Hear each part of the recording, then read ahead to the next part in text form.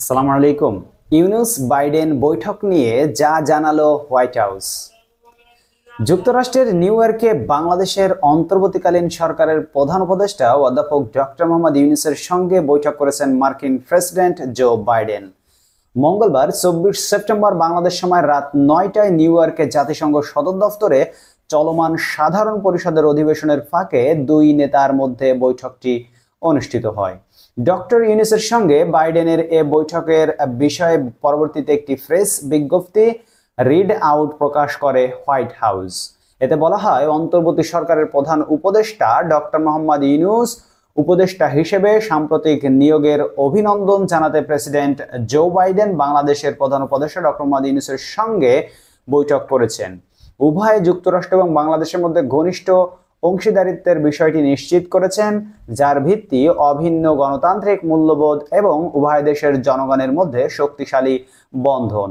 Read আউটে বলা হয়েছে, প্রেসিডেন্ট বাইডেন দুই দেশের মধ্যে আরও সম্পৃক্ততাকে স্বাগত জানিয়েছেন এবং বাংলাদেশের নতুন সংস্কার এজেন্ডা বাস্তবায়নে অব্যাহত মার্কিন সমর্থনের প্রতিশ্রুতি দিয়েছেন। এর আগে এই বৈঠকের বিষয়ে প্রধান উপদেষ্টা ডক্টর ইউনূসের প্রেস উইং থেকেও জানানো হয়েছে, বাংলাদেশ এবং ডক্টর ইউনূসের অন্তর্বর্তীকালীন সরকারের প্রতি পূর্ণ সহযোগিতার আশ্বাস দিয়েছেন মার্কিন প্রেসিডেন্ট জো বাইডেন।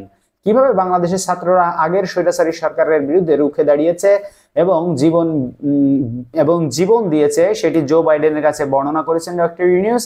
দেশ পুনর্গঠনে তার সরকার জোরালোভাবে কাজ করে যাচ্ছে এবং এজন্য যুক্তরাষ্ট্রের সহযোগিতা দরকার হতে পারে বলে মার্কিন প্রেসিডেন্টকে জানিয়েছেন অন্তর্বর্তী সরকার প্রধান। এ সময় গণ অভ্যুত্থান নিয়ে শিক্ষার্থীরা যেসব দেয়াল চিত্র এঁকেছিল সেসবের ছবি সম্বলিত দ্য আর্ট অফ ট্রায়াম্ফ নামের একটি বই বাইডেনকে উপহার দেন ইউনূস। মার্কিন প্রেসিডেন্ট বলেন, দেশের জন্য যদি ছাত্ররা এভাবে ত্যাগ স্বীকার করতে পারে তাহলে তাদের দেশের জন্য আমাদেরও আরো কিছু করা উচিত। ধন্যবাদ সবাইকে ভিডিওটি দেখার জন্য। বন্ধুরা, যারা যেখান থেকে দেখছেন, দেখা হবে পরবর্তী ভিডিওতে অন্য কোনো খবর নেই। সেই পর্যন্ত আপনারা সকল ভালো থাকবেন।